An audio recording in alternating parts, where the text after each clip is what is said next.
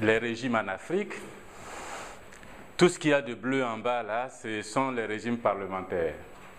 5 pays seulement, si on compte l'île Maurice, la Namibie, le Botswana, l'Afrique du Sud, et puis le Cap-Vert, à un moment Sao Tomé et Principe, et puis tous les autres sont des régimes dits présidentiels, présidentialistes, mixtes, bon, des régimes de type africain, avec des strongman, des grands types, des grands chefs d'État, les dictatures ou des monarchies. Et voilà la configuration. Qu'est-ce que ces régimes présidentiels ont donné au fil du temps comme résultat? Si je me suis permis d'aller regarder, ce n'est pas très à jour, mais c'est ce que j'ai trouvé pour 2012. Oui, ils n'ont pas intégré un certain nombre de changements, aussi bien au Mali que dans le Maghreb. Vous voyez, les pays libres, ce sont les pays qui sont en vert. Freedom House, c'est un think tank américain plutôt proche de Soros. Les pays libres en vert.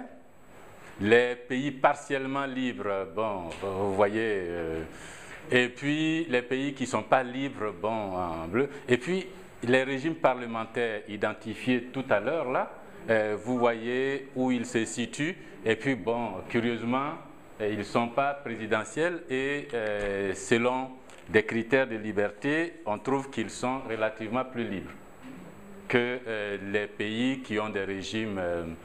Et si on continue, qu'on regarde la situation des libertés, en travaillant sur les mêmes tableaux et en extrayant ce tableau-là, vous avez une notation de 1 à 7. Lorsqu'on est proche de 7, bon, c'est que la situation est moins libre. Lorsqu'on est, on est proche de 1, ça veut dire que les choses se passent plutôt bien. Les régimes parlementaires en moyenne sont à 1,75 et au maximum sont à 3 de cet indice. Les régimes présidentiels au mix sont en moyenne à 4,38 et au maximum à 7. Donc là encore, en Afrique subsaharienne, en laissant tomber le Maghreb, on arrive à une certaine performance des régimes parlementaires. Continuons sur les libertés économiques selon le type de régime politique. Le droit du travail semble être plus libre avec les régimes parlementaires, la corruption relativement moindre. La bande verte représente le régime parlementaire, et puis sur cet axe, vous avez le type de liberté calculé, et puis bon, les pourcentages sont en abscisse là. Et quand c'est bleu, c'est les autres formes de régime. Et puis quand c'est vert, c'est le régime parlementaire. Pour le travail, la corruption, la propriété, on se bat moins là-bas pour les questions de c'est ma terre, c'est ta terre, c'est pas ma terre, c'est pas ta terre. Les finances sont relativement plus libres.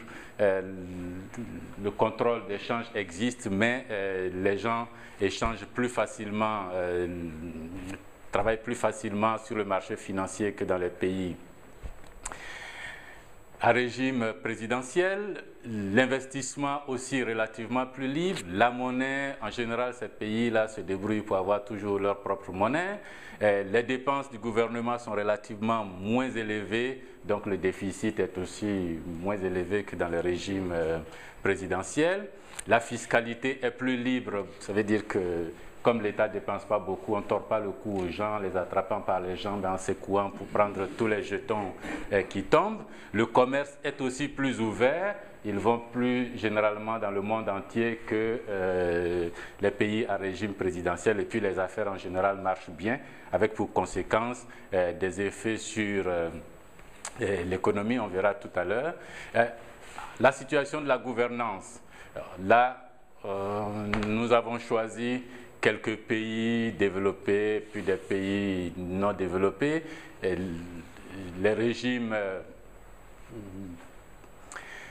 parlementaires, vous le reconnaissez, Botswana, Cap-Vert, Maurice, Afrique du Sud et puis la Namibie là-bas. Vous regardez le contrôle de la corruption est bien meilleur dans ces pays. Le gouvernement est relativement plus efficace. Il y a beaucoup moins de violence. La réglementation est relativement plus souple. Le droit, même s'ils sont en Afrique, le droit est un peu plus respecté dans ces régimes parlementaires que dans les régimes présidentielle, c'est l'avant-dernière ligne là. Et puis la société civile, la voix, la responsabilité, les gens ont plus la possibilité de se plaindre, de revendiquer, d'exiger, sans nécessairement que le président de la République, comme dans les régimes présidentiels, tape là-dessus. Et si vous regardez à côté, l'Inde a des chiffres. C'est un régime parlementaire, le Japon juste à côté, l'Australie à côté, l'Allemagne dans sa nuance, et puis le Ghana aussi dans sa nuance. C'est un régime présidentiel, mais avec des arrangements qui ont rendu la chose tellement complexe qu'on ne l'a pas retenu dans notre échantillon. La gouvernance est donc relativement meilleure dans ces pays-là. Bon, ça c'est un indice d'Ibrahim Mo, mais passons là-dessus. Le PIB par habitant, vous regardez les pays à régime parlementaire, la couleur, sur un certain nombre de pays de temps, de 2000 à 2010. Chaque colonne, les petites colonnes en couleur représentent des années. Pour le même pays, le Cap-Vert par exemple, vous avez au commencement 2000, 2001, 2002 jusqu'à 2010. Vous regardez les performances en termes de PIB par habitant de ces régimes parlementaires. Et puis de l'autre côté, il y a, après la Namibie, quand la couleur s'arrête là, vous voyez les autres en termes de PIB par habitant. En parité de pouvoir d'achat, donc corrigé en tenant compte du temps qui passe. Ce ne sont pas les chiffres de chaque année, mais ce sont les chiffres corrigés avec les taux de change et l'inflation. Là encore, on est obligé de reconnaître que, mine de rien, les pays qui ont les régimes parlementaires sont certes en Afrique, mais dans le cafouillage africain, semblent mieux se sortir d'affaires. Le taux d'analphabétisme, les gens les moins éduqués, on les rencontre plus souvent aussi dans les pays à régime présidentiel que ceux à régime parlementaire. Les chiffres sont là, ce sont des indicateurs, je ne les ai pas fabriqués, hein, la source en dessous, ce sont des chiffres tirés des documents de la Banque mondiale pour l'année 2011. Continuons, le nombre moyen d'années de scolarisation pour les moins de 25 ans. Vous voyez là encore, le régime présidentiel a un nombre moyen maximum de 6,49 d'années de scolarisation et puis minimum 2. De l'autre côté, c'est plus grand, 7 et 3,5. Bon, les gens vont plus souvent à l'école là-bas aussi que sous les régimes présidentiels. L'aide publique au développement. Bon, sur ce plan-là, les régimes présidentiels sont un peu plus performants, captent plus souvent de l'argent public international, Banque mondiale, Fonds monétaire, Union européenne, et les régimes parlementaires, comme ils sont mieux organisés, dépensent moins, arrivent à s'en sortir avec l'aide publique, mais sont moins demandeurs quand même que les autres. J'ai voulu vous montrer ces chiffres pour que l'on comprenne dans quel sens mon exposé va s'orienter. Contrairement à mes prédécesseurs qui ont des exposés relativement neutres, ils présentent les cas. Moi, je vous présente les cas et je fais un choix. Le régime président... oui, c'est aussi possible dans l'université. C'est ça, il y a... Karl Marx était communiste, il plaidait pour la lutte des classes, et dans le même temps, il y avait d'autres professeurs dans les mêmes facultés qui plaidaient pour vous connaissez, en tout cas chez les économistes, vous connaissez Keynes, lui il est sociodémocrate, il plaide pour l'intervention de l'État. Et puis Hayek, lui, il n'est pas sociodémocrate, il plaide pour la réduction du poids de l'État. Donc en général, mon plaidoyer fait un choix en faveur du régime parlementaire. Et pourquoi? Parce que, par expérience, quand on regarde la Grande-Bretagne, et c'est pour ça que j'ai commencé par le cas américain, le régime congressionnel, la voix du peuple est toujours la voix souveraine que l'on utilise pour contrôler, guider, orienter ceux qui gèrent l'État au nom du peuple. Et la voix du peuple, ce sont ces personnes que le peuple va choisir pour orienter la société, l'État. Et le régime parlementaire, les Anglais l'ont inventé, le professeur l'a dit tout à l'heure, après le régime présidentiel, ils ont inventé ce régime-là. Ça fait plus de 3 siècles et ce n'est pas l'idéal, mais ça marche quand même bien. Ça fonctionne comment? On ne fait pas 2 élections ou 3 élections, on ne fait qu'une seule élection pour choisir les députés. Un point trait. Le peuple choisit ses représentants et puis son travail est fini. Les représentants se réunissent dans la Chambre ou au Parlement ou à l'Assemblée nationale, comme on dit ici, et puis le parti qui est majoritaire choisit son chef, son leader ou son candidat qui va devenir président de la République ou Premier ministre. Donc on ne fait qu'une seule élection et pas 2.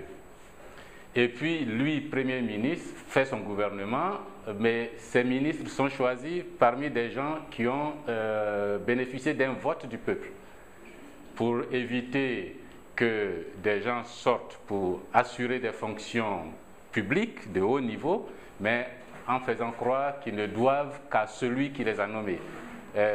Il choisit parmi les députés ces ministres. Et les directeurs de cabinet de ces ministres sont aussi des députés. Les chefs de cabinet sont aussi des députés. Alors à partir de là, les dossiers sont traités. Personne ne peut dire c'est perdu dans le cabinet, on n'a pas vu, on ne sait pas où c'est passé. Pour des pays complexes, pour des pays à population hétérogène et pauvre, là où la vie est difficile, là où on a même du mal à lutter contre la nature, à plus forte raison les choses non naturelles, le régime parlementaire semble plus adapté. C'est simple, c'est pas compliqué. On vote une fois, on ne vote pas 2 fois. Si je suis candidat à Treichville et que vous êtes candidat à Koumassi, vous ne pouvez pas, parce que Koumassi c'est chez vous, faire le bourrage des urnes en pensant qu'à Treichville, moi je ferai le bourrage des urnes et puis on va se compenser au niveau universel. Ça compte plus. Donc il n'y a plus de tension comme on voit ici. Les Koulibaly font le plein à Koulibaly-Kro et puis les Hetman font le plein à Hetman Town et puis après on voit qui a gagné, Hetman Stad, et puis après on se débat pour savoir, là Koulibaly est élu à Koulibaly-Kro, même s'il a 500 000 voix, ça ne compte que pour lui seul, député. Hetman est élu à Hetman Stad, même s'il a 2000 voix seulement, il a le même poids que Koulibaly avec 500 000 voix. Les suppléments de voix ne servent pas à grand-chose. Il se retrouve à l'Assemblée et puis il désigne quelqu'un.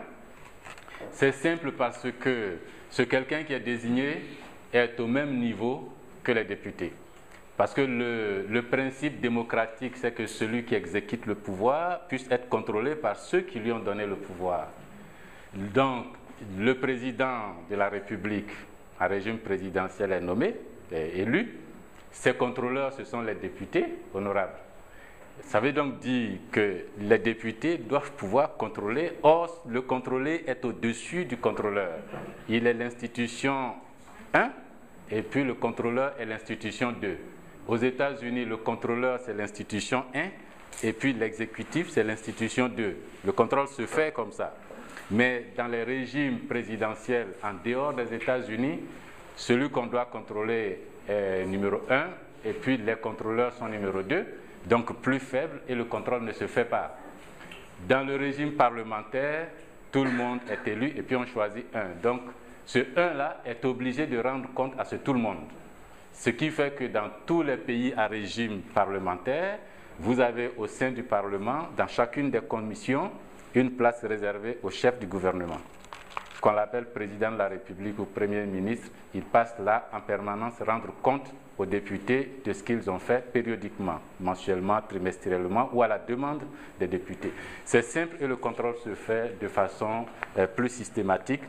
Quand la population est hétérogène et pauvre, donc quand il n'y a pas d'argent pour financer plusieurs élections, et puis ensuite nous bagarrer parce que les Hutus ont gagné, les Tutsis ont perdu, le président est Kikuyu, il n'est pas Zoulou, et puis on se fâche, le régime présidentiel résout ce cas.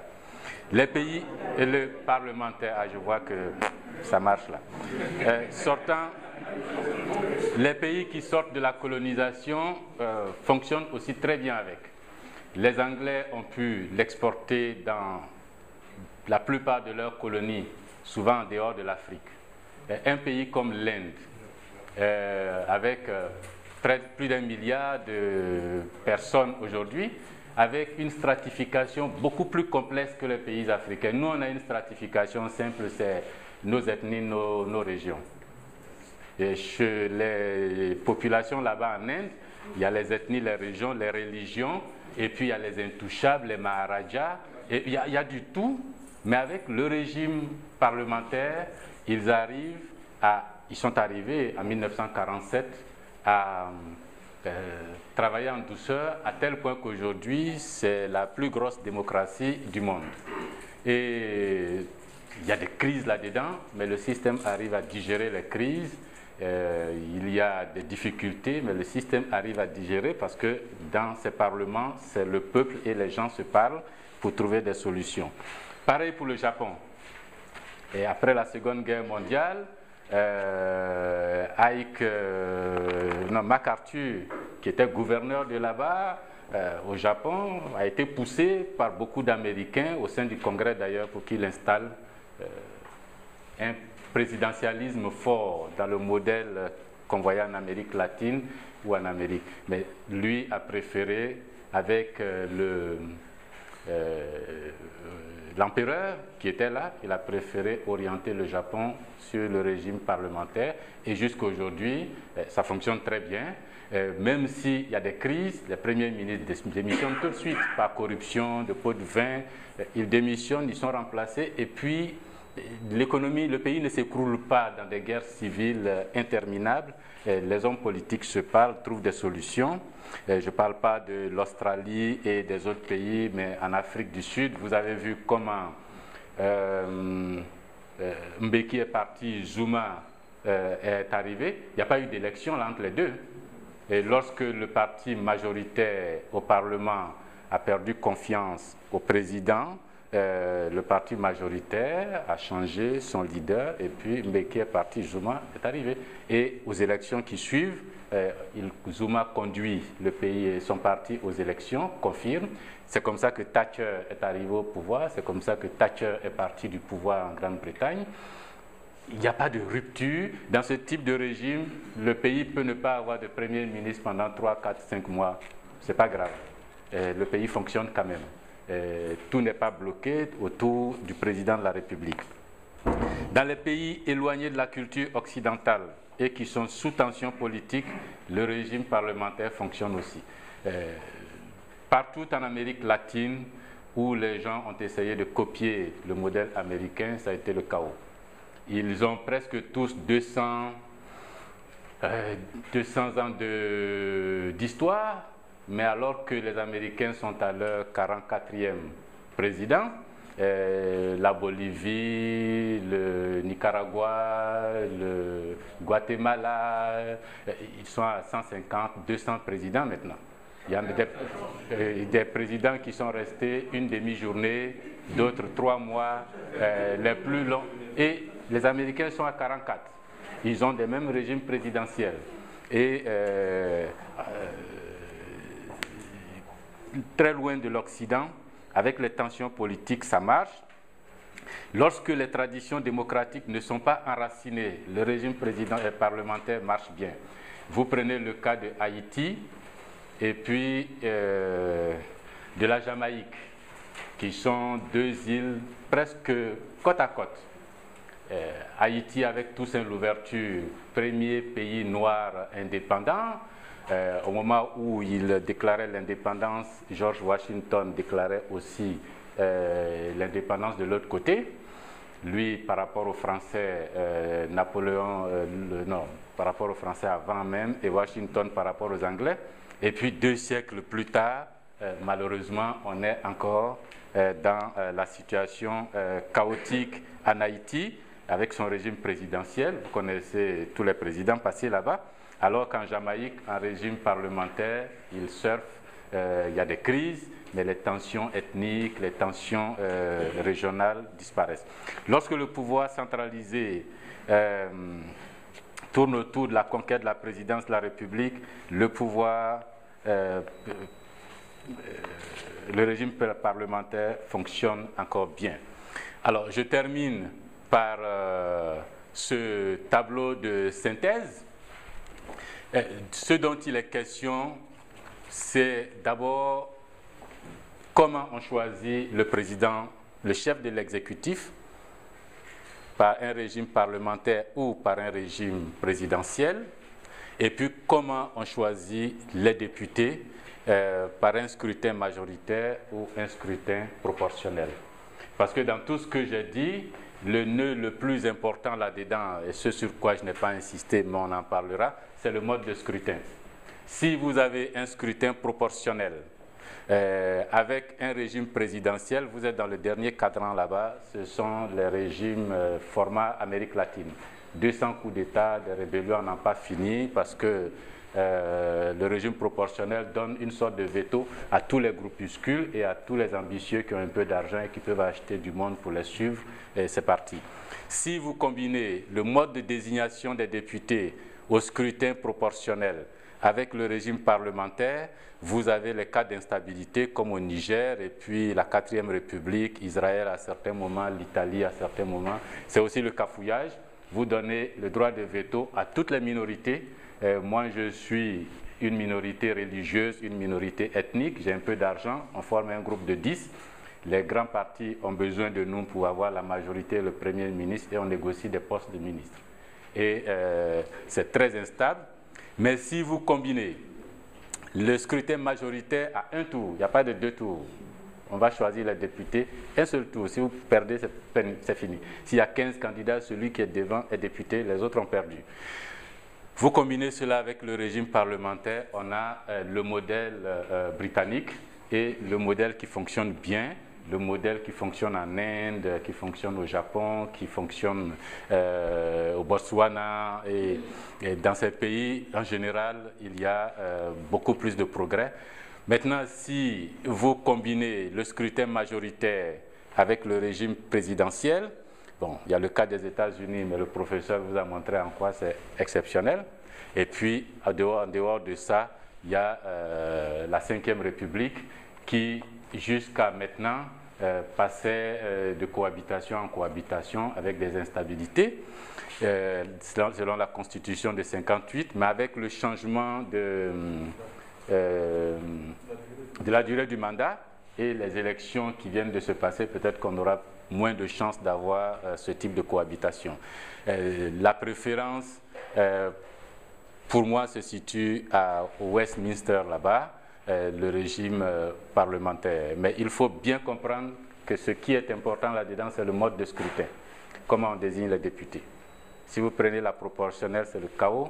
Si c'est le scrutin à un tour, c'est plus ordonné. Et c'est ce scrutin à un tour combiné à ces différents régimes qui conduit au bipartisme. Comme les gens ne peuvent plus aller chercher leur groupe ethnique pour faire un parti régional, ils sont tous obligés de rentrer dans une dynamique et puis, à force de répéter 3, 4, 5 élections, on finit par avoir 2 blocs. La proportionnelle favorise l'éclatement de micro-partis au sein du Parlement. Donc le bipartisme est un résultat du scrutin majoritaire et de la forme de régime là-bas. Voilà, en attendant les questions, pour ne pas être beaucoup plus long que prévu. Merci.